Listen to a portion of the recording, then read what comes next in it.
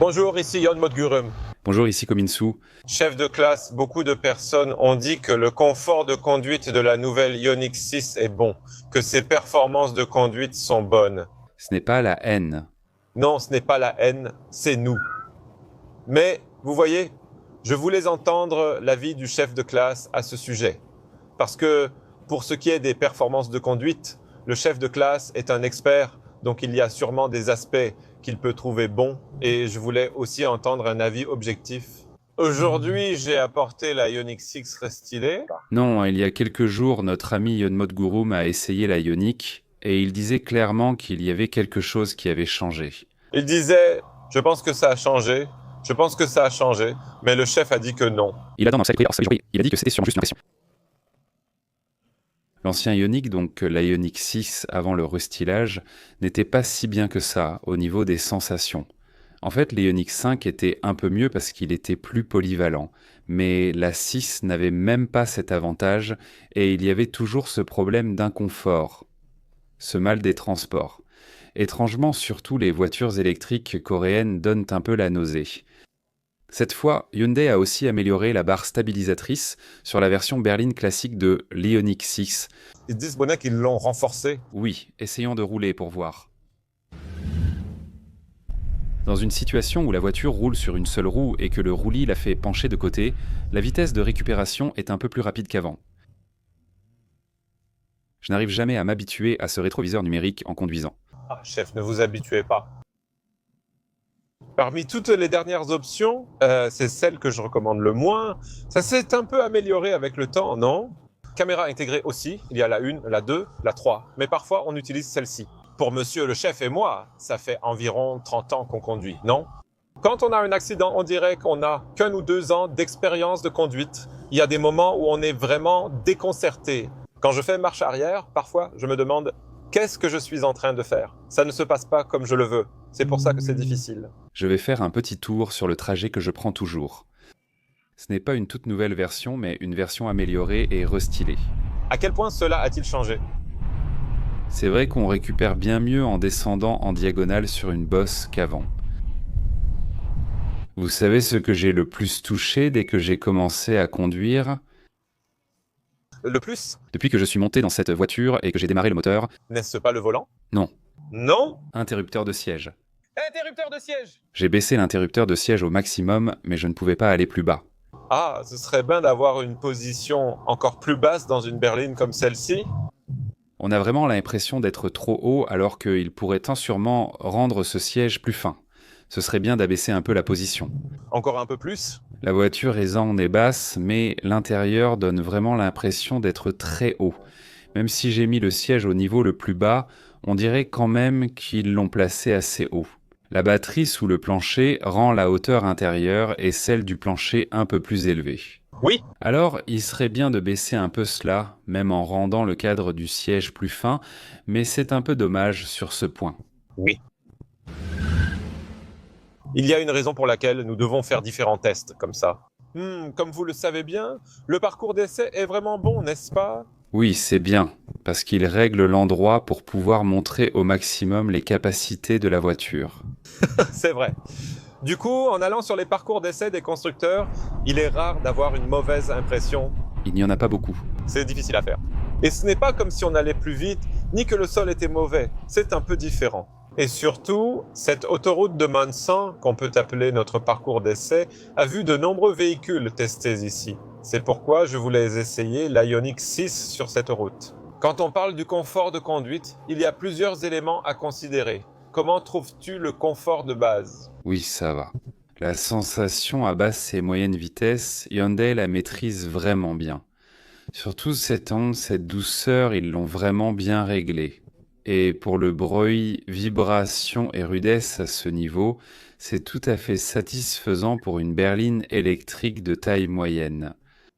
Le vitrage acoustique feuilleté a été posé à l'avant et à l'arrière cette fois. Et qu'en est-il du bruit qui remonte du plancher? Il y en a un peu. Par rapport à l'Ioniq 5, on sent vraiment que la voiture suit la route, et ce n'est pas seulement la route, mais aussi le bruit des pneus qui roulent et qui réagissent à la surface. On entend même la tonalité de ce mouvement. Mais même sur ce genre de route irrégulière, par rapport à avant, Par rapport à cette sensation de flottement qu'il y avait avant, celle-ci est meilleure. Ça s'est amélioré, beaucoup de gens disaient que c'était mieux et ce n'était pas des paroles en l'air. En écoutant aussi Monsieur Ban, je comprends mieux. Ah, c'est comme ça. Que ressentez-vous en roulant à 100 km/h? C'est pas mal. Les Hyundai sont idéales pour un usage quotidien, non? C'est vrai. En plus, l'autonomie est quand même assez bonne. Et puis, il y a aussi beaucoup de taxis Ioniq 6, n'est-ce pas?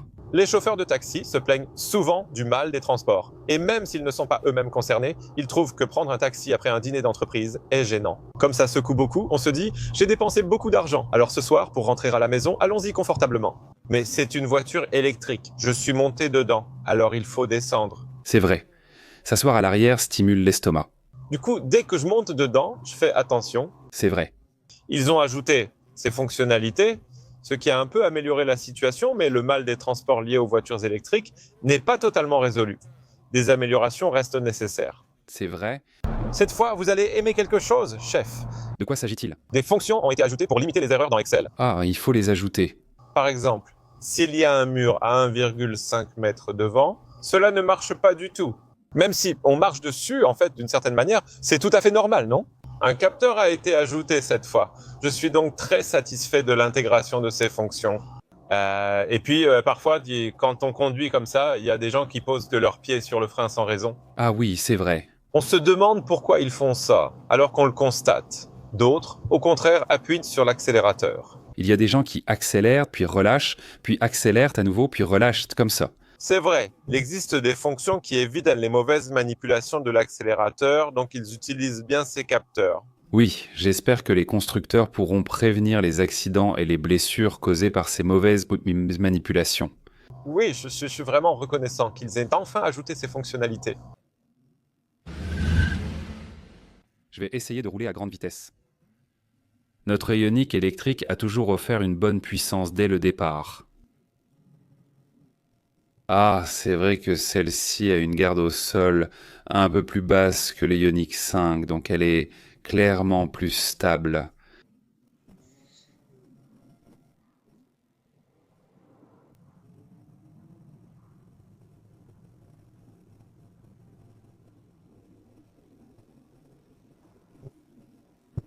Comparé à l'Ioniq 5, la 6 offre une stabilité de conduite bien supérieure. Les voitures qui t'encombrent un peu ne peuvent pas vraiment prendre ces virages doux sur l'autoroute, même s'ils semblent faciles.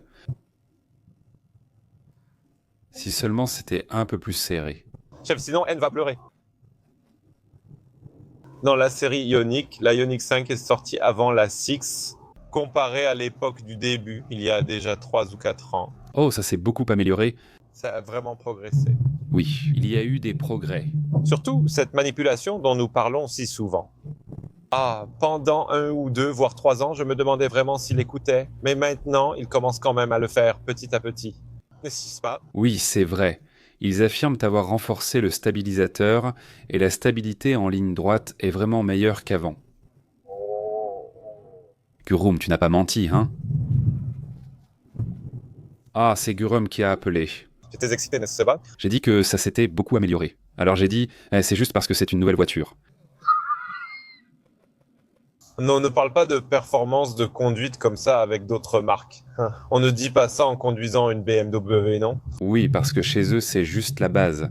BMW, Volkswagen d'Allemagne ou Chevrolet des États-Unis, on ne fait pas ces remarques sur ces marques. Mais franchement, Hyundai s'améliore vraiment.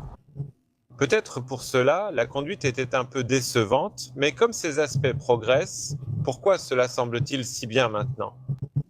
Et de nos jours, chef d'équipe, comme il maîtrise très bien les technologies de pointe, même ce système capacitif se désactive d'un simple toucher, n'est-ce pas? Avant, il fallait secouer pour que ça fonctionne. Beaucoup ne fonctionnent pas sur les voitures importées, même récentes. On se demande alors, véhicule haut de gamme, mais le volant capacitif ne marche pas. On reçoit souvent cette question. Des voitures non encore lancées nationalement, honnêtement, c'est impossible, je le sais, mais je ne peux pas en discuter. Hyundai, même si c'est une voiture populaire, fabrique des choses comme ça. Donc, du point de vue des autres constructeurs, ça doit vraiment être agaçant. C'est vraiment abusé. C'est leur modèle premium, leur version manuelle. Donc, en réalité, ça fait 500 km. Et en dehors de l'hiver, ça va jusqu'à 600 km. C'est vrai, il y a même des gens qui arrivent à dépasser les 700 km. C'est vrai, il y en a. L'arrière est un peu... L'arrière maintient un peu mieux. Les pièces sont de fortes chances d'être compatibles. Ça devrait aller. Ça va sûrement refaire un petit buzz. C'est toujours la zone où on fait des tests. Ici, on va maintenant vérifier l'autoroute. Oh, la stabilité est bonne. C'est confortable. Ici. Donc les voitures qui sont nerveuses doivent freiner ici. Ah, c'est un peu stressant ici.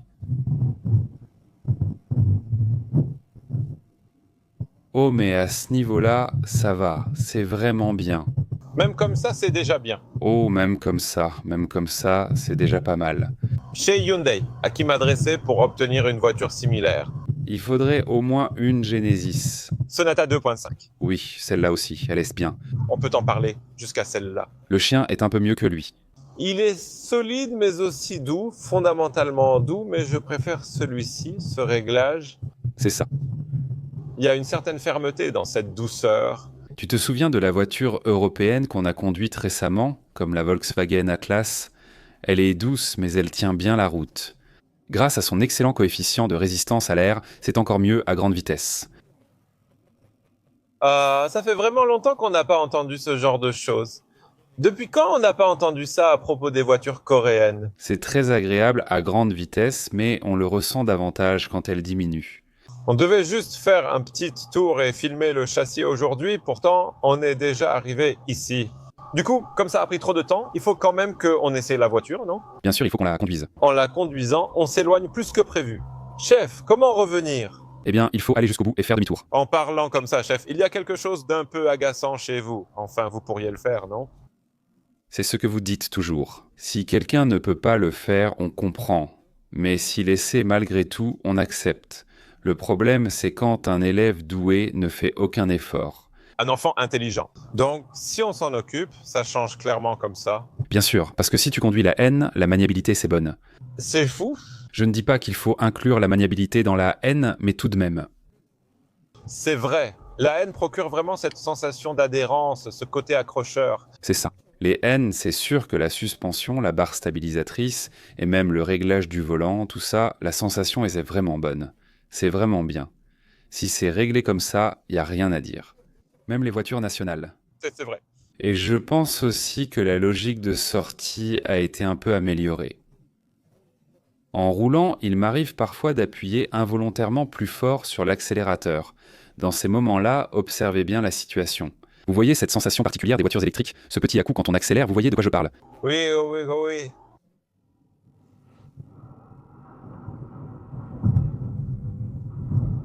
Cette sensation de secousse est beaucoup moins présente. Oui, c'est vrai. Ah, c'est ça. Ah, en parlant de ça, une voiture qui me vient soudainement à l'esprit, c'est la première fois que la GV60 est venue ici. Ah, je croyais qu'elle allait décoller. Oh, j'étais vraiment inquiet, n'est-ce pas? Ça fait 3 ou 4 ans, non? Et puis là, il y a eu des progrès. Maintenant, les ventes augmentent, on reçoit beaucoup de retours, on collecte des données, et puis il y a aussi ce genre de choses comme BlueLink. Ici, on collecte des informations sur la conduite, la circulation, les habitudes de conduite, ce genre de choses. Oui, avec ces informations, ils ajustent encore les réglages. Et ce volant aussi, ils connaissent bien ces éléments émotionnels, alors ils rendent juste cette partie-là très épaisse. Donc je pense qu'ils le font de façon à ce qu'on puisse ressentir une certaine lourdeur à l'intérieur. Pour ce qui est du maniement, même maintenant, en entrant sur l'autoroute à 80 ou 90 km/h, même si la route en asphalte a des différences de niveau, certains pourraient redire que c'est doux ou qu'il y a un bon confort de conduite. Mais si on regarde de l'autre côté, il y a aussi quelques points un peu décevants. C'est vrai, tout à fait. Ça s'est amélioré et ça continue de s'améliorer, mais si on pouvait encore améliorer le maniement à un niveau supérieur. Dans ce cas, n'est-ce pas un niveau de satisfaction trop élevé? Le prix n'augmenterait-il pas? Si c'est le cas, alors... Regardez, maintenant on dit que c'est suffisant. Alors qu'est-ce qui manque? C'est la maniabilité, non? Si on améliore ça et qu'on augmente le prix, je pense que les gens comprendraient. Vraiment? Oui. Oh, maintenant? Oui, parce que ça ne peut pas suivre.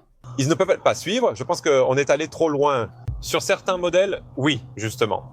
L'un des véhicules les plus représentatifs est le Palisade. C'est luxueux, même comparé à d'autres dans cette catégorie. Honnêtement, qu'en penses-tu? Le luxe et le confort atteignent vraiment un autre niveau. Mais heureusement, leur performance de conduite laisse un peu à désirer, tu vois. Mais si jamais ils atteignaient le niveau de conduite d'une Chevrolet ou d'une Volkswagen, là, franchement, même en payant plus, ça vaudrait le coup. Oui, c'est vrai. Le Palisade dépasse les 70 000, tu sais? C'est juste une façon de parler. C'est vrai, même si tu ajoutes 200. 200? Si les performances sont bonnes, C'est ça. Augmenter de 200 devrait suffire. tu crois qu'ils accepteraient si on augmentait d'1 million de ones? S'ils le veulent vraiment, ils le feront. Bien sûr qu'ils le feront. La présentatrice a dit ça. Dans sa catégorie au niveau mondial, c'est celui qui offre le meilleur confort de conduite. D'un côté, je me suis demandé s'il n'exagérait pas, mais de l'autre, j'étais impressionné par sa confiance. En l'essayant, j'ai quand même perçu un changement. Ils ont vraiment bien travaillé sur le réglage du confort de conduite. C'est doux, mais dans une certaine mesure... Avant, c'était doux, mais il y avait beaucoup de roulis. Mais cette fois, même si c'est doux, ils ont quand même amélioré le roulis dans une certaine mesure. Rien que ça, on peut dire que c'est un vrai progrès. C'est vrai, la gamme N vise les professionnels recherchant de hautes performances, mais à ce niveau, cela suffit pour les utilisateurs ordinaires. Oh, je pense que ça ira très bien. Oui, voilà, pour une voiture quotidienne, c'est suffisant. Je pense que ça ira, mais comme on le dit toujours, si cette sensation se maintient. Ce dont on parle ici, c'est de savoir si la satisfaction initiale reste la même après quelques années. C'est ça. Parce que je sais pourquoi c'est accumulé, chef. La raison pour laquelle chef a dû faire des travaux d'amélioration sur le châssis du Palisade. 2 ans plus tard, ma précieuse voiture s'est affaissée de quelques centimètres. C'est frustrant, n'est-ce pas? Voilà pourquoi vous évoquez la durabilité, et Hyundai le sait. Ils le savent. On parle souvent de l'indice de qualité initiale. Hyundai a toujours eu de bons résultats J.D. Power aux États-Unis. Ils ont même été premiers. Oui, mais ensuite, sur le long terme, Oui, on espère qu'ils y parviendront aussi bien. on l'espère, et il y a aussi autre chose. Étant une entreprise nationale, nous nous permettons de la critiquer. Oui, parce que c'est une entreprise de notre pays, j'aimerais qu'elle réussisse, et c'est aussi pour ça que j'achète des voitures de chez nous. J'aimerais que vous compreniez aussi ce point de vue. Veuillez juste améliorer un peu la maniabilité. Vous faites du bon travail. La stabilité en ligne droite, et faites en sorte qu'on n'ait pas le mal des transports, s'il vous plaît. Le mal des transports diminue légèrement dans les voitures électriques. Mais par rapport à celle qu'on a prise la dernière fois, l'Ioniq 9, franchement, celle-ci donne vraiment beaucoup plus le mal des transports. Il y avait plus de modèles ioniques que je ne le pensais. Celui-ci est le meilleur, non? Pour les sensations de conduite, celui-ci est vraiment le meilleur. Celui-ci est vraiment le meilleur. Il offre aussi un bon confort de conduite. Pour le test, j'ai conduit plus brutalement que d'habitude, mais en usage quotidien, cette voiture offre un vrai confort de conduite. C'est vrai. Eh bien, la puissance était déjà un point fort auparavant. Il n'y avait rien à redire là-dessus. Pour l'efficacité énergétique, l'Ion-iQ6 était déjà performante et dépasse désormais 500 km d'autonomie. Mais maintenant, l'avantage et l'inconvénient de cette berline, c'est que la sensation est vraiment bonne. Même entre le véhicule électrique 3 et le véhicule électrique 4, le véhicule électrique 4 offre une bien meilleure sensation, parce qu'elle est un peu plus basse. Cependant, la faible garde au sol d'une voiture électrique peut parfois poser problème. J'ai toujours peur que ça touche le sol. C'est sûr qu'il faut faire un peu plus attention avec l'Ioniq 6 qu'avec l'Ioniq 5 pour ce genre de choses. Oui. Alors, au niveau des performances de conduite de base, on peut dire que c'est déjà pas mal, ça s'est bien amélioré. Au quotidien, cela suffit généralement à accroître la satisfaction de la plupart des gens. La puissance de freinage est aussi essentielle en usage familial. La puissance de freinage est correcte lorsque le freinage régénératif fonctionne en même temps. Mais il y a des moments où seuls les freins hydrauliques sont utilisés. Quand l'ABS doit soudainement s'activer, il y a un à-coup et le système passe en mode hydraulique. Dans ces situations, c'est vrai que c'est un peu... En situation d'urgence, au moment où l'ABS s'active, le freinage régénératif ne fonctionne plus. À ce moment-là, on peut dire que c'est un système simple. Oui, quand on conduit seul, dans ce genre de mode, il serait quand même préférable que la puissance de freinage soit un peu plus renforcée. C'est vrai, plus on a de puissance de freinage, mieux c'est. C'est exact. En fait, on peut dire que pour le système de freinage, plus il est puissant, mieux c'est. En réalité, il n'y a qu'une seule chose qu'on recommande d'avoir en excès. C'est vrai. Nous prenons un virage encore plus serré. Maintenant, en sortant d'ici, je vais essayer d'appliquer un peu de traction. C'est clairement mieux qu'avant. Cette sensation continue, vraiment. Comme je l'ai déjà dit, si ça se maintient. Si on garde cette sensation longtemps, la satisfaction du consommateur augmente. C'était ça. La dernière fois, quand on a conduit la Scénic véhicule électrique, pourquoi la Scénic véhicule électrique était-elle bien? Ce n'était pas juste extrêmement ferme, c'était moelleux, mais ça maintenait bien. C'est pour ça que c'était bien. Ce genre de sensation est agréable. Je trouve vraiment que cette sensation est pas mal. Et je pense que les voitures grand public ont vraiment bien réussi à capturer ce ressenti. Du point de vue du confort de conduite, c'est pas mal. Et puis, quand on passe sur des ralentisseurs, ce qu'on appelle des dos d'âne, la voiture filtre aussi très bien les bruits de suspension sur ce genre de revêtement. Elle filtre bien les petites vibrations, bah ça marche vraiment. C'est vrai, mais en resserrant ici, ça devrait remonter. Tant qu'il n'y a pas de suspension à contrôle électronique ou réglable, il faut faire des compromis pour filtrer. Une suspension ne peut pas convenir aux basses, moyennes et hautes vitesses en même temps. Le constructeur fait des compromis en fonction de l'utilisation principale de la voiture et règle la suspension en conséquence. Mais c'est vrai que par rapport au modèle classique de Hyundai ou Kia qu'on a conduit, on a beaucoup moins le mal des transports. Evo Logurum. C'est pour moi, à ce niveau-là, c'est suffisant pour une voiture grand public. En fait, je préfère même ce réglage à celui de la grandeur. C'est vrai. Alors, chef, aujourd'hui, en fait, je voulais seulement avoir votre avis sur les performances de conduite et le confort de conduite. Parce que ce sont les aspects que vous connaissez le mieux. Alors, est-ce que les performances de conduite de la Ioniq 6 se sont vraiment améliorées Oui, par rapport à la génération précédente, avec ce restylage, le changement est vraiment perceptible. À ce niveau, elle domine vraiment les voitures grand public. Pour une berline électrique, à ce niveau-là, je pense que c'est vraiment excellent. Chef, merci de nous avoir expliqué en détail les performances de conduite qui nous intéressaient aujourd'hui. Oui. Alors, en discutant aujourd'hui avec le chef, je me suis dit, est-ce qu'il ne va pas y avoir une grosse ruée sur les stabilisateurs? Il y a clairement beaucoup de demandes et les chauffeurs de taxi doivent être très intéressés, non? C'est vrai. Cela m'a fait réfléchir à ces choses. Alors maintenant, nous devons aussi entrer et vérifier ce qui a changé, comment cela a changé. Alors, dans la prochaine vidéo, nous vérifierons pour la première fois le châssis de la Ioniq 6 restylé avec Monsieur Kominsu Demost. Monsieur, merci pour votre travail aujourd'hui. Merci, vous avez bien travaillé. Merci. Si cela vous a aidé, merci de liker, abonnez-vous et activez les notifications pour recevoir vite des infos sur les nouvelles voitures. Merci.